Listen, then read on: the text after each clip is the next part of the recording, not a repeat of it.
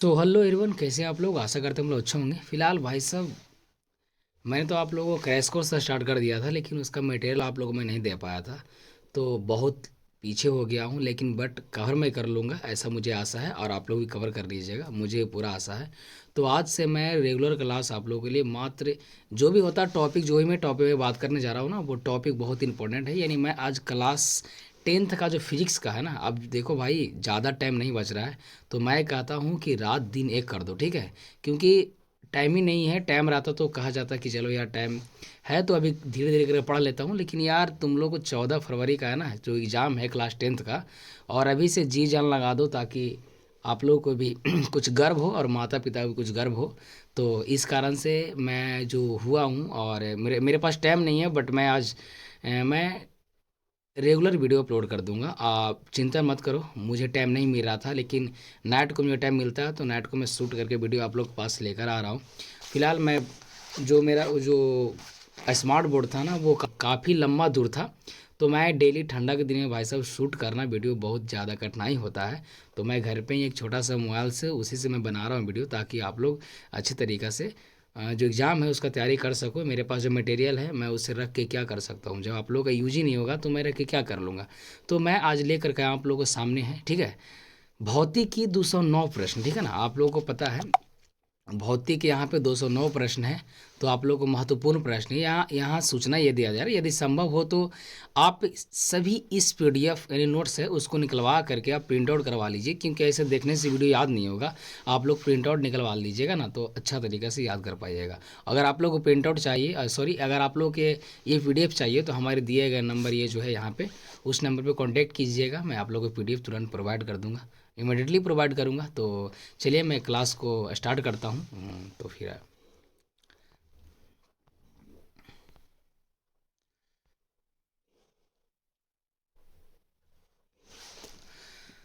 तो पहला क्वेश्चन है यहाँ पे, प्रकाश कौन सा तरंग धर सॉरी प्रकाश कौन सा तरंग है, ठीक है ना। प्रकाश कौन सा तरंग है, तो भाई ये प्रकाश जो है अनुप्रस्थ तरंग भी बोल सकते हो आप, या तो बोल सकते हो चुंबकीय तरंग, ठीक है ना। अनुप्रस्थ तरंग बोल सकते हो, या क्या बोल सकते हो आप, चुंबकीय तरंग बोल सकते हो, ठीक है।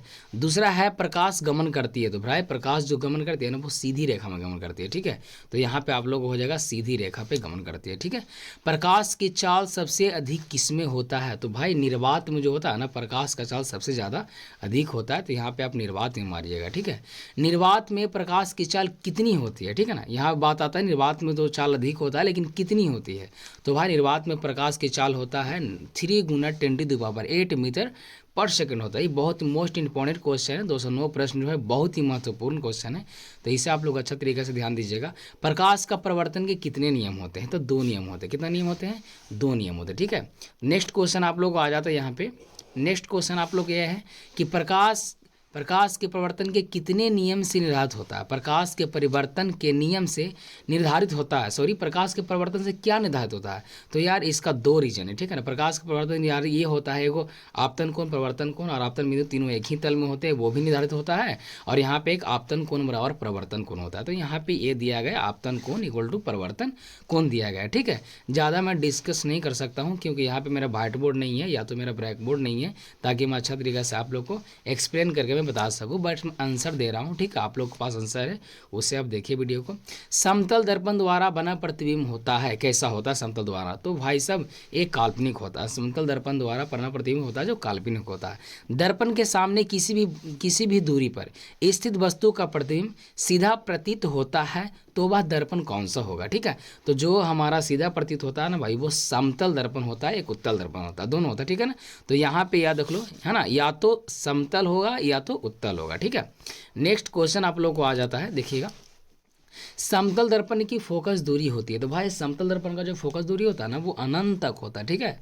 अनंत तक, बहुत दूर तक जा सकता है ये समतल दर्पण की फोकस दूरी। नेक्स्ट, अवतल दर्पण के सामने वस्तु को कहाँ रखा जाए, है ना। अवतल दर्पण के सामने वस्तु को कहाँ रखा जाए ताकि प्रतिबिंब उल्टा, वास्तविक और समान आकार का बने, ठीक है। तो इसको भाई साहब वक्रता केंद्र पर अगर रखेंगे ना, तो इसका प्रतिबिंब जो है वास्तविक बनेगा और उल्टा बनेगा, और कहाँ बनेगा, समान आकार का बनेगा, ठीक है। ये रहा, ठीक है। नेक्स्ट, उत्तल दर्पण द्वारा बने प्रतिबिंब कैसा होता है? उत्तल दर्पण द्वारा बने प्रतिबिंब हमेशा भाई साहब सीधा, काल्पनिक और छोटा होता है, ठीक है। यहाँ पे दर्पण सूत्र भाई महा इंपॉर्टेंट है, दर्पण सूत्र, ठीक है ना। तो दर्पण सूत्र क्या है? 1/v plus 1/u equal to 1/f, और लेंस सूत्र जो होता है 1/v प्लस 1/u होता है, सॉरी लेंस सूत्र जो होता है 1/v minus 1/u equal to 1/f होता है, ठीक है। इसको इस प्रकार से पूछ सकता है लेंस सूत्र को भी, ठीक है।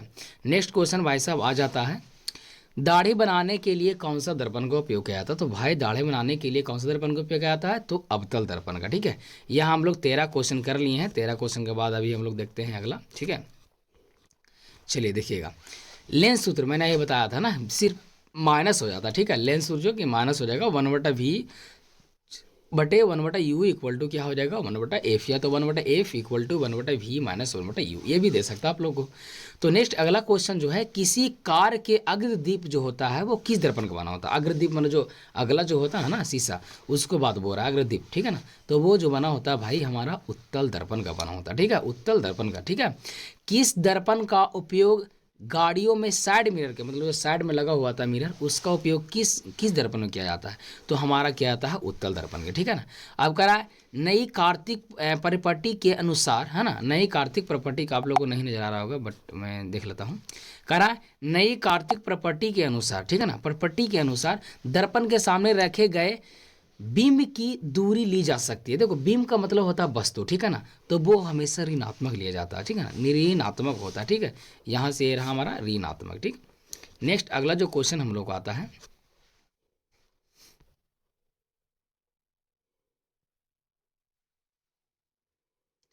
नेक्स्ट क्वेश्चन हम लोग का है, यदि किसी वस्तु का आवर्धन ऋणात्मक हो तो उसका प्रतिबिंब का प्रकृति कैसा होगा? तो भाई साहब जिसका आवर्धन होगा ना, जिसका आवर्धन ऋणात्मक होता है उसका जो प्रतिबिंब होता है ना वास्तविक होता है और उल्टा होता है, ठीक है। यहाँ पे अगला है दंत विशेषज्ञ, है ना, दंत का जो विशेषज्ञ होते हैं वो किस दर्पण का उपयोग करते हैं, मतलब कि देखने के लिए, दांत को चेक करने के लिए मरीज को, तो अवतल दर्पण का उपयोग करते हैं भाई, कैसा होगा अवतल दर्पण का। नेक्स्ट है गोलीय दर्पण प्रवर्तक पृष्ठ की वृत्ताकार सीमा रेखा का व्यास कहलाता है ना, जो वृत्ताकार सीमा रेखा का व्यास कहलाता है ना उसको हम लोग बोलते हैं गोलीय दर्पण, ठीक है ना। गोलीय दर्पण का द्वारक बोला जाता है, जो वहाँ पे रहता है पी, उसको गोलीय दर्पण का द्वारक बोला जाता है, ठीक है। नेक्स्ट अगला हम लोग जानते हैं, देखो भाई एक इधर भी क्वेश्चन पूछ दिया था आप लोगों को, दाढ़ी बनाने में कौन सा दर्पण का उपयोग होता है, ठीक है। यहाँ भी उसी क्वेश्चन को रिपीट किया है लेकिन थोड़ा सा अलग टाइप का पूछ दिया, ठीक है। पूछा ये कि हजामत के लिए, है ना, हजामत के लिए किस दर्पण का उपयोग किया जाता है? तो इसका भी अवतल, यानी हजामत का मतलब होता है ना दाढ़ी बनाना ही होता है, ठीक है, उसको क्या चीज का अवतल दर्पण का उपयोग किया जाता है। नेक्स्ट आ गया काल्पनिक प्रतिबिंब होता है, तो भाई काल्पनिक प्रतिबिंब जो होता है ना हमेशा सीधा होगा, और वास्तविक प्रतिबिंब जो है ना बहुत हमेशा क्या होगा उल्टा होगा, ठीक है। तो इसे आप लोग ध्यान दीजिएगा, ठीक है। नेक्स्ट गोले दर्पण की फोकसांतर एवं वक्रता त्रिज्या के बीच संबंध, देखो अगर फोकस बराबर पूछेगा तो r/2 होगा, ठीक है। अगर दोनों का रिलेशन पूछ देगा ना तो f बराबर r/2 हो सकता है, क्लियर। यहाँ पर रिलेशन पूछ दे या तो कुछ ही पूछ दे यहाँ पे, तो f बराबर होता है r/2। नेक्स्ट अगला चलते हैं, अगला पेज पे आते हैं हम लोग। नेक्स्ट भाई साहब अगला क्वेश्चन है 25 नंबर, देखिएगा 25 कह रहा है किसी बिंब का अवतल दर्पण द्वारा बना प्रतिबिंब आभासी, सीधा तथा बड़ा पाया गया जब वस्तु को कहाँ रखा गया था, है ना, ये पूछ रहा क्वेश्चन को, ठीक है ना। जब वस्तु को हम कहाँ रखेंगे तो उसका जो प्रतिबिंब होगा क्या होगा, वास्तविक काल्पनिक होगा, है ना, सीधा होगा और कैसा बड़ा होगा, तो वो हम लोग रखेंगे दर्पण के क्या, दर्पण के ध्रुव तथा मुख फोकस के बीच रखेंगे। कौन सा रखेंगे? दर्पण के ध्रुव तथा मुख फोकस के बीच रखा जाएगा। नेक्स्ट अगला क्वेश्चन जो हमारा हो गया है, अगला क्वेश्चन है क्या, किस दर्पण से दूरी की वस्तु, है ना, किस दर्पण से, देखिए किस दर्पण से दूर की वस्तु का प्रतिबिंब सदैव सीधा बनता है ना, तो हमारा होता है भाई साहब उत्तल दर्पण का, ठीक है ना। उत्तल दर्पण का सदैव सीधा बनेगा, दूर वाले भी रास्ते वस्तु रहेगा ना उसका प्रतिबिंब जो रहेगा हमेशा सीधा बनता है, ठीक है। सॉरी प्रतिबिंब जो होता है सीधा बनता है और उत्तल दर्पण में होता है, या तो उसको अब समतल दर्पण भी बोल सकते हो, ठीक है। नेक्स्ट अगला जो क्वेश्चन हमारा आ गया, अवतल दर्पण की फोकस दूरी होती है, तो भाई अवतल दर्पण की फोकस दूरी ऋणात्मक होती है, ठीक है। नेक्स्ट अगला जो क्वेश्चन हमारा है, किस दर्पण से हमेशा वस्तु से छोटा प्रतिबिंब बनता है? उत्तल दर्पण से। किसका? उत्तल दर्पण से हमेशा वस्तु से क्या बनता है? छोटा प्रतिबिंब बनता है, ठीक है ना। अवतल दर्पण से जो वस्तु का प्रतिबिंब होता है ना वो बड़ा बन सकता है, ठीक है, बड़ा भी बन सकता है, छोटा भी बन सकता है, लेकिन उत्तल दर्पण में क्या होता है? छोटा ही बनता है, ठीक है। नेक्स्ट अगला, वायु में प्रकाश की चाल निर्वात की अपेक्षा क्या होती है? तो वायु में प्रकाश की चाल होती है, निर्वात की अपेक्षा बहुत कम होती है। आप लोगों ने बताया कि निर्वात में प्रकाश की चाल क्या होती है? बहुत अधिक होती है, जो कि कितना होता है? 3 गुना 10⁸ मीटर पर सेकंड होता है। लेकिन यहाँ पे पूछा गया है कि बताइए वायु में, तो उसका जस्ट अपोजिट है ना, तो इसमें कम हो जाएगा, उसमें अधिक होता है, इसमें क्या होता है? कम होता है। नेक्स्ट अगला 30 क्वेश्चन देखेंगे हम लोग। प्रकाश की चाल विभिन्न माध्यम में होती है, तो प्रकाश की चाल विभिन्न माध्यम में क्या होती है? तो प्रकाश की चाल विभिन्न माध्यम, जिस प्रकार से हमारा प्रकाश की चाल जाएगा, जैसे पानी हो गया, वायु हो गया, तो विभिन्न माध्यम में भिन्न भिन्न होंगे, ठीक है ना, एक जगह समान नहीं हो सकता हमारा प्रकाश की चाल, ठीक है। आप लोगों को पता ही है कि जब हम किसी भी वस्तु पर फोकसित करेंगे, है ना, जैसे ईंट हो गया, तो ईंट पर हम फोकस करेंगे तो उसका तो उसका तो वस्तु का जो प्रकाश होगा तो पार ही नहीं करेगा, तो उसको तो कम गया ना। पानी में डालेंगे तो पानी में आप लोगों को पता ही कि प्रकाश कम जाता है, तो उसमें कम गया। वायु में मारेंगे तो बहुत ज़्यादा फोकस जाता है, तो उसका अधिक हो गया। तो इस प्रकार से यहाँ पे क्वेश्चन पूछा कर प्रकाश की चाल जो होती है विभिन्न माध्यम में क्या होती है? तो भिन्न भिन्न होता है, कहीं पे कुछ हो, कहीं पे कुछ हो सकता है। नेक्स्ट अगला 31 देखेंगे। तालाब का जल कम गहरा दिखाई देने का कारण क्या होता है? भाई साहब, तालाब का जल जो है आप लोगों को पता होना चाहिए। देखिएगा कोई भी बड़े बड़े तालाब को देखिए आप लोग ना, तो लगेगा कि बहुत कम गड्ढा है, लेकिन अंदर जाने के बाद पता चलता है कि बहुत ज़्यादा गहरा। क्यों? क्योंकि पता है प्रकाश के अपवर्तन के कारण ऐसा होता है, ठीक है ना। प्रकाश के अपवर्तन के कारण होता है कि प्रकाश जो हमारा तालाब है ना वो कम गड्ढा दिखने लगता है। नेक्स्ट अगला क्वेश्चन हमारा 32 क्वेश्चन हो गया। किसी लेंस द्वारा उत्पन्न आवर्धन का ऐसा ही मात्रक होता है? तो देखो लेंस द्वारा जो उत्पन्न होता है ना आवर्धन, उसका ऐसा ही मात्रक होता ही नहीं है, कुछ भी नहीं होता, ठीक है ना। देखो ये लिखा गया क्या चीज़ यहाँ पे सही बात में लिखा गया, क्या लिखा गया है? तो मात्रक विहीन लिखा गया है, मैंने उसका कुछ भी नहीं होता, ठीक है। नेक्स्ट, लेंस के मुख्य फोकस की संख्या क्या होती है? तो लेंस का जो होता है ना भाई, 2 गो मुख्य फोकस, एक इधर होता है एक ही साइड होता है, 2 गो मुख्य फोकस होता है ना। लेंस का जो 2 गो मुख्य फोकस होता है, यहाँ पे F1 बोल सकते हैं, F2 बोल सकते हैं, ठीक है ना। या F या F' के अनुसार भी हम लोग दर्शाते हैं। जिस प्रकार से पढ़े हो आप उस प्रकार से याद कीजिएगा। नेक्स्ट, अवतल लेंस का वर्धन होता है, अवतल लेंस का जो वर्धन होता है V/U होता है, ठीक है। अवतल लेंस का वर्धन V/U होता है। और नेक्स्ट अगला जो क्वेश्चन हमारा रहा भाई 35, वो कह रहा है किसी माध्यम के अपवर्तनांक को है ना म्यू के द्वारा, ये जो हमारा देख रहे हैं आप लोग, ये मेरा म्यू है, ठीक है ना। म्यू इस प्रकार से म्यू का मान होता है, तो म्यू बराबर होता है हमारा अब क्या हो रहा है अपवर्तनांक में ना, तो म्यू बराबर होता है sin I बटा sin R, ठीक है ना। यानी अपवर्तन कोण आपतन कोण, इस दोनों को इसी को बोला जाता है, ठीक है ना। ये होता है हमारा लेंस में, ठीक है। वो आप लोग तो पता ही है कि क्या चाहिए, दर्पण में क्या था? आपतन कोण और प्रवर्तन कोण, तो इसमें आपतन कोण और अपवर्तन कोण का दोनों होगा। कोण I बराबर आपतन कोण और कोण R बराबर प्रवर्तन कोण, इस प्रकार से होता है, ठीक है। किसका अपवर्तनांक सबसे अधिक होता? तो भाई हीरा का जो है ना अपवर्तनांक बहुत ही ज़्यादा होता है, ठीक है। तो इसको आप लोग ध्यान दीजिएगा, ठीक। नेक्स्ट जो अगला क्वेश्चन हमारा रहा है, नेक्स्ट अगला क्वेश्चन रहा क्या, कह रहा है किसी लेंस को अभिसारी लेंस कहते हैं, माने किस लेंस को अभिसारी लेंस कहते हैं, ठीक है। इस प्रकार से क्वेश्चन होना चाहिए था, किस लेंस को? तो भाई उत्तल लेंस को हम लोग अभिसारी लेंस कहेंगे और अवतल लेंस को हम लोग अपसारी लेंस कहेंगे, ठीक है, इस प्रकार से, ठीक है ना। अवतल लेंस को हम लोग क्या होंगे? अपसारी लेंस कहेंगे। और किस लेंस की अपसारी लेंस कहते हैं? देखो बोल ही दिया, देखो यहाँ पे लिखा गया क्वेश्चन है ना, अवतल लेंस को अपसारी लेंस बोला जाता है। देखो यार टाइम आप लोगों के पास नहीं है, जितना मन लगे उतना मन से पढ़ लो, क्योंकि यार आप लोगों को सपना है ना, जो माता पिता को आज ही यानी जो क्लास 10th होता है ना, वही होता है कि हम लोग किस प्रकार से मेहनत करेंगे ताकि मम्मी पापा खुश हो जाएं, गांव बगल वाले खुश हो जाएं। देखो आप लोगों को ताना तो मिलता ही होगा कि क्या कर रहा है, दिन भर पढ़ता है, ये करता वो करता है। तो इस सब को ध्यान में न रखते हुए अपने आप को सेल्फ इंडिपेंडेंट बना करके अपने खुद को मेहनत करना है और एक अच्छा मुकाम देना है। माता पिता का देखो जो भी होता है ना क्लास 10th में ही होता है, जो कि अगर आप सपोर्ट मानिए कि अभी हम क्लास 10th में हैं और इसका रिजल्ट अच्छा नहीं आया, तो माता पिता ही पढ़ाने में थोड़ा सा वो हो जाते हैं, नर्वस फील करने लगते क्या मेरा बच्चा तो पढ़ा ही नहीं है, मेरा बच्चा फेल हो गया है, तो कैसे करेगा नहीं करेगा। तो वो सब माइंड में न रखते हुए अपना माइंड को स्थिर करके अच्छा तरीके से पढ़िए और रिजल्ट वफादार लाइए, ताकि अपने माता पिता को भी लगे कि नहीं मैं बच्चा को पढ़ा रहा हूँ तो मुझे कुछ आउटपुट जो आ रही है बहुत ही अच्छा आ रहा है। तो कोई बात नहीं, इस प्रकार से आप ध्यान दीजिएगा। चलिए अगला क्वेश्चन पे आते हैं हम लोग। कह रहा है कौन सी लेंस लेंस का ये सही मात्रक क्या होता है, इसको लेंस का ये सही मात्रक बोल सकते हैं, ठीक है ना। यानी हमारा होता है डाईऑप्टर, जिसको हम लोग डी के द्वारा सूचित करते हैं, डिनोट करते हैं। किस लेंस की फोकस दूरी धनात्मक होती है, तो भाई उत्तल लेंस का जो फोकस दूरी होता है ना यार, धनात्मक होता है, ठीक है। नेक्स्ट अगला क्वेश्चन पे हम लोग आते हैं, देखिएगा।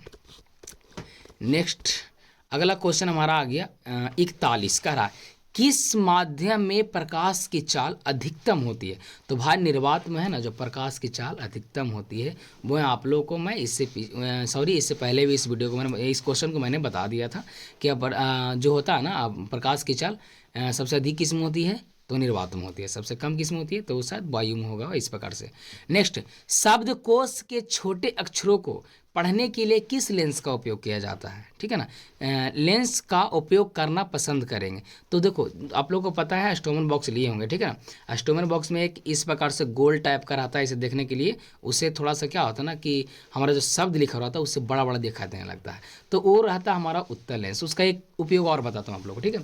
क्या कीजिएगा ना, तो वो देखो क्या करता है ना, फोकस जो भी हमारा प्रकाश आएगा ना, प्रकाश को ला करके एक ही बिंदु पर वो क्या करेगा ना, अपसरित करेगा, मतलब ऊपर से लाएगा पूरे, ठीक है ना, लेकिन वहाँ पे जाने के बाद लेंस पे पड़ने के बाद क्या होगा ना कि वो एक ही बिंदु पर अपसरित हो जाएगा, ठीक है। इस प्रकार से कुछ आप लोग को रहता होगा, ठीक है। इसको ये डंटी मेरा है, ठीक है, इसको पकड़ करके यहाँ पे जो होता है, यहाँ से प्रकाश आएगा, यहाँ पे कुछ वस्तु रखा हुआ है, तो इसको भाई साहब प्रकाश जब आएगा ना तो इसको जला देगा, तो उसी को हम उत्तल लेंस बोलते हैं। एक लेंस को है ना, एक जो प्रकाश आता है, प्रकाश को छितरा करके उसको एक साथ कर लेगा, एक साथ करने के बाद यहाँ पे रखेगा तो वहाँ पे जलना स्टार्ट हो जाएगा, ये होता है हमारा उत्तल लेंस में, ठीक है। नेक्स्ट वो भी आता है 5 सेंटीमीटर का उत्तल लेंस के लेंगे, ठीक है ना। नेक्स्ट अगला कह रहा है क्या चीज़, अगला हमारा कह रहा है क्या, देखिएगा। अगला कह रहा है एक उत्तल लेंस की फोकस दूरी 20 सेंटीमीटर है तो इसकी क्षमता क्या होती है, ठीक है ना। उत्तल लेंस कैसे कर देना, देखिएगा आप लोग बता रहे हैं आप लोग को इस प्रकार से 1/20 ध्यान दीजिएगा, 1/20 गुना क्या कीजिएगा, ये सब निकालने के लिए 100 कीजिएगा, बी पचे क्या हो गया 100, है ना, 5 डायोप्टर, इस प्रकार से आप निकाल सकते हैं। कितना हो गया 5 डायोप्टर होता है, ठीक है ना। क्षमता बराबर 1/p बराबर होता है, देखिएगा 1p बराबर होता है 1/f, ठीक है। तो इस प्रकार से 1/f गुना 100 करेंगे तो हम लोग को निकल जाएगा क्या चीज़ 5 डायोप्टर निकल जाएगा, ठीक है। तो यहाँ पे नेक्स्ट अगला देखिएगा, अगला 44 नंबर क्वेश्चन जो मेरा कह रहा कौन सा पदार्थ लेंस बनाने प्रयुक्त नहीं किया जा सकता, बहुत बड़े क्वेश्चन पूछा गया है। तो मिट्टी तो किसको पदार्थ से बन सकता है, लेंस बन सकता है, सबसे नहीं बन सकता लेंस, है ना। कोई अगर पदार्थ रहेगा यानी कचकाड़ा वगैरह ये सब रहता तो शायद उससे बन सकता था, ठीक है। शीशा वगैरह रहता उससे बन सकता था, लेकिन इससे कैसे बना सकता, मिट्टी से नहीं बन सकता, ठीक है। इसीलिए लिखा गया, ध्यान से क्वेश्चन पढ़िएगा आप लोग, ठीक है, इसमें ज़्यादा कन्फ्यूजन लगना होते हैं। कह रहा कौन सा पदार्थ लेंस बनाने प्रयुक्त नहीं होता है, ठीक है। यहाँ पे लास्ट वाला क्वेश्चन का आप अच्छा देखिएगा तो हमारा क्या हो गया मिट्टी, ठीक है ना। एक जो क्वेश्चन आप लोगों को बता रहा हूँ बहुत इंपॉर्टेंट है और जो क्वेश्चन है पूछा गया है, ठीक है, तो इससे अच्छा तरीके से आप लोग अध्ययन कीजिएगा। नेक्स्ट करा प्रकाश के बर्तन के कितने नियम होते हैं, आप लोगों को पहले बता दो, प्रकाश का प्रवर्तन के भी 2 नियम होते हैं और अपवर्तन के भी 2 ही नियम होते हैं, ठीक है ना।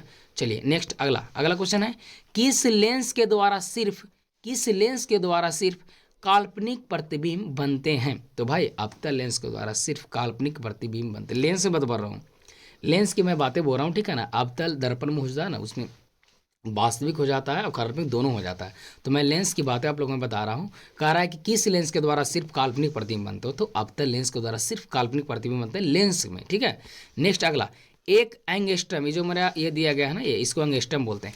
एक एंगस्ट्रम का मान होता है, भी बहुत बार पूछा गया क्वेश्चन, ठीक है, 10⁻⁻10 मीटर होता है। एक एंगस्ट्रम में क्या होता है 10⁻⁻20 मीटर होता है। नेक्स्ट देखिएगा एक उत्तल लेंस होता है, एक उत्तल लेंस कैसा होता है, देखो किनारे की अपेक्षा बीच में मोटा होता है, ठीक है ना। किनारे के बजाय ऐसा होता है उत्तल लेंस, देखिएगा ये मेरा उत्तल लेंस हो गया, ठीक है, इस प्रकार से, ठीक है ना। किनारे की अपेक्षा बीच में क्या हो गया मोटा हो गया, उसको हम लोग क्या बोलते हैं उत्तल लेंस के रूप में बोलते हैं, ठीक। नेक्स्ट देखिएगा, नेक्स्ट कह रहा हूँ 49 नंबर क्वेश्चन क्या कह रहा है कि किसी बिंब का माने किसी वस्तु का वास्तविक प्रतिबिंब है ना समान आकार का प्राप्त करने हेतु वस्तु को उत्तल लेंस के सामने कहाँ रखा जाता है ना, कहाँ रखेंगे वस्तु को ताकि मेरा वास्तविक प्रतिबिंब बनेगा और क्या बनेगा समान आकार का मेरा प्रतिबिंब बनेगा। तो भाई अभी मैंने उससे पिछले क्वेश्चन में बताया था, ठीक है ना, कहाँ रखना पड़ेगा तो वक्रता केंद्र पर रखना पड़ेगा इसको, ठीक है। नेक्स्ट अगला उत्तल लेंस द्वारा आवर्धी प्रतिबिंब, उत्तल लेंस द्वारा आवर्धी प्रतिबिंब उत्तल लेंस द्वारा अवर्धी काल्पनिक प्रतिबिंब बनता है जब वस्तु को रखा जाता है। देखो इसमें कह रहा है, इसे क्वेश्चन क्वेश्चन ही है पढ़ना। अवर्धी का मतलब होता है बड़ा, ठीक है ना। तो अवर्धी होता है यानी बड़ा काल्पनिक प्रतिबिंब कहाँ बनता है, जब वस्तु को रखते हैं। तो इसको हम लोग मुख फोकस पे रखा जाए, कहाँ रखा जाएगा, फोकस पे, ठीक है। कहाँ गया, फोकस है ना, फोकस और लेंस के बीच, फोकस और लेंस के बीच रखेंगे तब इसका प्रतिबिंब जो है ना बड़ा बनेगा, है ना, काल्पनिक बनेगा और सीधा बनेगा। काल्पनिक बन रहा तो सीधा तो बनना जायज़ है, ठीक है।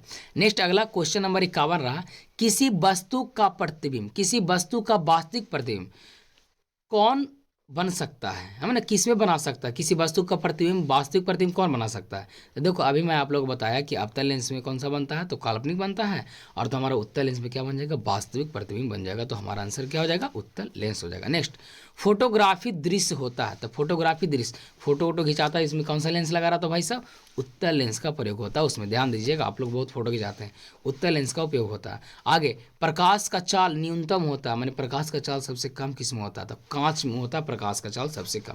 देखो प्रकाश उससे भी पार कर जाएगा प्रकाश जो है ना उससे भी पार करेगा, लेकिन ज़्यादा नहीं पार कर सकता, कुछ कुछ पार कर जाएगा। पानी है भाई साहब, पानी मारोगे ना तो पानी में पार कर जाएगा, लेकिन देखो गंदा पानी की बात नहीं बोल रहा हूँ, थोड़ा साफ पानी होना चाहिए, ताकि उसमें यहाँ से लेकर आप लोग को वाटरफॉल में गए होंगे तो आप लोग को पता ही है ना, या तो कहीं अलग सिटीज़ में गए होंगे तो आप लोग देखे होंगे कि पानी में है ना जो लाइट बरत रहा था, तो क्या लाइट अधिक होता है ना, बिल्कुल अधिक होता है। लेकिन कांच में होता है, ऐसा बात नहीं, कांच में होता है, लेकिन पानी से थोड़ा सा कम होता है कांच में, ठीक है। नेक्स्ट अगला देखिएगा, अगला नेक्स्ट अगला देखिएगा, कह रहा है क्या, 54 क्वेश्चन नंबर 54 कह रहा है कि अवतल दर्पण के सामने, है ना, अवतल दर्पण के सामने वस्तु को कहाँ रखने पर प्रतिबिंब समान साइज का बनेगा। तो अभी मैंने आप लोग बताया, क्वेश्चन को बार बार रिपीट कर रहा है, लेकिन क्वेश्चन रिपीट कर रहा है, लेकिन क्वेश्चन का पूछने का ढंग है ना जो अलग है, उससे पिछली बार कुछ और पूछा था, ठीक है, लेकिन क्वेश्चन यही था, बिल्कुल सेम टू सेम। पढ़िएगा थोड़ा सा तो पता चलेगा। अवतल दर्पण के दर्पण घुसा दिया, ठीक है ना। अवतल दर्पण के सामने वस्तु को कहाँ रखने पर प्रतिबिंब समान, तो आप लोग को बताना बराबर कहाँ रखेंगे, तो वक्रता केंद्र पे ही, कहाँ रखेंगे हम लोग, वक्रता केंद्र पर रखेंगे तो वस्तु का समान प्रतिबिंब बनेगा, ठीक है। स्नेल का नियम, देखो स्नेल का नियम हो अब वर्तनांक का नियम हो, दोनों का एक, वर्तनांक का नियम नहीं, अब वर्तनांक हो, दोनों का दोनों एक ही होता है। यानी स्नेल का नियम जो होता है साइन आई बटे साइन आर होता है, क्या बराबर, म्यू बराबर होता है साइन आई बटे साइन आर। नेक्स्ट देखिए अगला, कह रहा है उत्तल लेंस के सामने वस्तु को कहाँ रखने पर प्रतिबिंब, बस देखो इस भाई साहब क्वेश्चन बहुत बार पूछा गया, ठीक है ना, इसको मैंने डिक्लाइन मारता हूँ, आप देखिएगा ध्यान से, क्वेश्चन बहुत बार पूछा गया, एक ही क्वेश्चन है जो बार रिपीट कर रहा है, ठीक है। नेक्स्ट अगला, 25 सेंटीमीटर फोकसांतर वाले, है ना, 25 सेंटीमीटर फोकसांतर वाले वस्तु का क्षमता क्या होगी। देखो क्षमता अभी मैंने बताया ना आप लोग को, 1/25 कर देना है, ठीक है ना, 1/, क्या कर देना, 25, पी बराबर फॉर्मूला होता है 1/f, ठीक है। तो 1/25 कर देना है, गुना क्या कर देना हम लोग को, 100 कर देना, क्योंकि सेंटीमीटर में, तब 25 चौक क्या हो गया 100, यानी 4 डायोप्टर मेरा हो गया, क्या चीज़ है ना, 4 डायोप्टर मेरा हो गया, क्या उसका जो क्षमता है वो 4 डायोप्टर हो गया, ठीक है। नेक्स्ट अगला क्वेश्चन देखिएगा,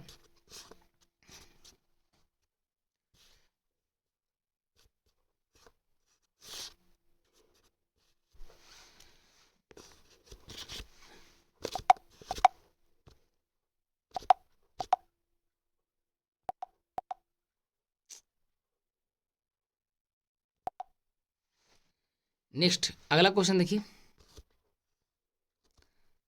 क्या कह रहा है, सॉरी कन्फ्यूज चली गया,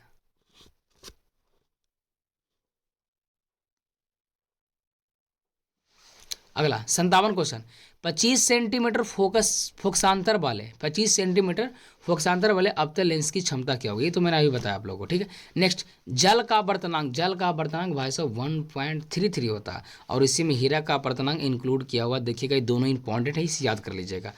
जल का वर्तनांक 1.33 होता है, और हीरा का वर्तनांक हो जाता है 2.24 होता है, इस प्रकार से, ठीक है। नेक्स्ट कौन सा लेंस में वास्तविक और आभासी प्रतिबिंब दोनों प्राप्त होता है, तो भाई उत्तल लेंस में, उत्तल लेंस की बात बोल रहा है ना, उत्तल लेंस में होता है। उत्तल लेंस में सिर्फ और सिर्फ क्या होता है पता है, अभी मैंने आप लोगों को बताया था। नेक्स्ट बोल रहा है क्या चीज़ कि एक लेंस की क्षमता 5 डायोप्टर है, तो उसका तो किस प्रकार का लेंस है, मतलब उसका वो खोज रहा, फोकस खोज रहा। तो फोकस खोजने के लिए कुछ नहीं करना भाई, हम लोग को वही करना है क्या, तो यहाँ से 1/5 कर देंगे, अब गुना क्या कर देंगे 20 कर देंगे, कितना हो जाएगा, सॉरी गुना ने 20 नहीं, गुना क्या करेंगे 100 करेंगे, 20 × 100। क्या करेंगे, 20×5 = 100, यानी 20 मेरा जो हो गया क्या हो गया, सेंटीमीटर। देखो भाई यहाँ पे मैं आप लोग बताता हूँ एक और चीज़, देखिएगा ध्यान से, देखिएगा थोड़ा सा, देखिएगा क्या होता है, जो मैंने कैसे कर दिया 1/5 है ना, उसको भी कर रहा था इसी प्रकार से कर रहा था सारा कुछ। देखिएगा फॉर्मूला होता है, यानी ओ पी बराबर होता है 1/f, ठीक है। अगर एफ का बात बोला जाए, ठीक है ना, ऐसे क्रॉस मल्टीप्लाई कीजिएगा तब पी गुना एफ हो जाएगा बराबर 1 हो जाएगा। तो अगर एफ की बात बोला जाए तो क्या होगा, बराबर में 1/p होगा ना, क्या होगा, 1/p होगा। देखिए है ना, इसी प्रकार से मैंने 5 को भी बटा में रखा और 100 से क्या किया, मल्टीप्लाई किया, ताकि हमको पता चल गया, क्या पता चल गया कि किस प्रकार से हमारा फोकस निकलेगा। जो फोकस बराबर 1/p होता है और पी बराबर 1/f होता है, इस प्रकार से, ठीक है। चलिए नेक्स्ट देखिएगा।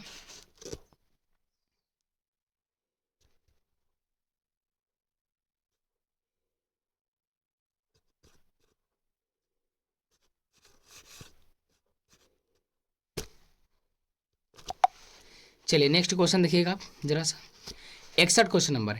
1 मीटर फोकस वाले किसी अवतल लेंस की क्षमता ज्ञात करें। तो 1 मीटर फोकस वाले, मीटर बोल रहा भाई, मीटर, सेंटीमीटर नहीं बोल रहा, देखिए मैं बता रहा हूँ। तो 1 बटा इसको भी 1 ही करना है, लेकिन ये मेरा क्या चीज़ में, मीटर में है, तो मीटर को कन्वर्ट करेगा चीज़ में, सेंटीमीटर में। आप लोग को पता ही है कितने से गुना करते हैं, 100 से गुना का, 100 कैंसिल क्या आ गया, सॉरी 100 कैंसिल हो गया यहाँ पे, और आ गया 1, देखिए भाई 1 डायोप्टर, क्लियर है ना। तो इस प्रकार से हम लोग करते हैं, मीटर में रहेगा ना तो मीटर को लिए सेंटीमीटर में बदलना पड़ेगा, उसके बाद ही जाके हम लोग को पता चलेगा डाईऑप्टर, ठीक है। चलिए नेक्स्ट देखिएगा।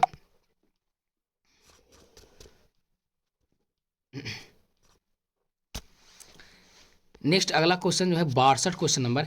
एक प्रयोग में अवतल दर्पण द्वारा किसी बिंब का, माने किसी वस्तु का प्रतिबिंब एक पर्दे पर प्राप्त किया जाता है। तो दर्पण की फोकस दूरी को निर्धारित करने के लिए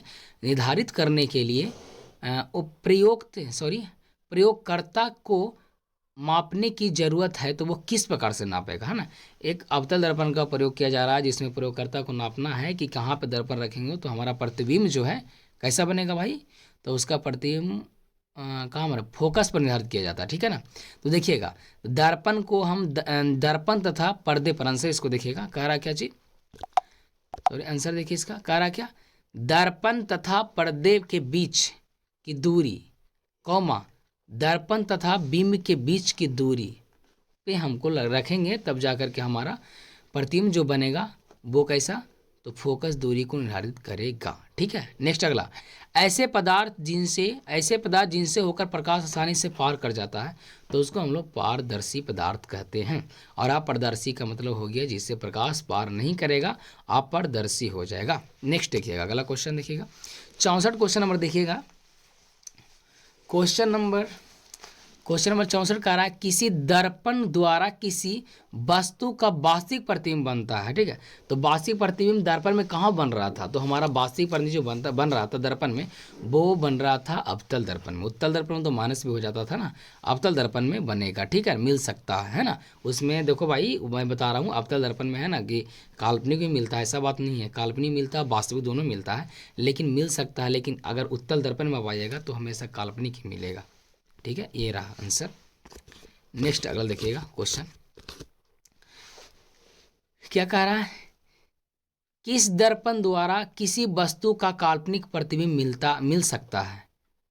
कह रहा है किस दर्पण द्वारा किसी वस्तु का काल्पनिक प्रतिबिंब मिल सकता है। तो काल्पनिक भाई तीनों मिल सकता है, ठीक है ना, तीनों दर्पण में। अच्छा तीन तीन दर्पण कौन कौन हो गया ना, आप लोगों को पता ही है, समतल हो गया है ना, अवतल हो गया और उत्तल हो गया, ये तीनों दर्पण की बात हो रहा है, वो तीनों मिल सकता है, ठीक है। आगे, वस्तु से छोटा और आभासी प्रतिबिंब किस दर्पण को प्राप्त करता है। तो उत्तल दर्पण में वस्तु से छोटा प्राप्त होता है, ठीक है, ध्यान दीजिएगा। अवतल दर्पण में वस्तु से बड़ा भी जा सकता है, वस्तु छोटा भी और बराबर भी हो सकता है, ठीक है।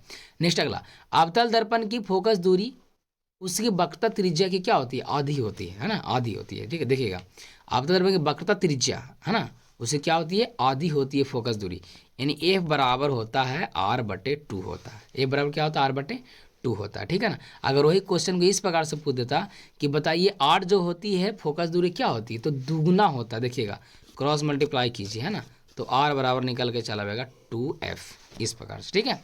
चलिए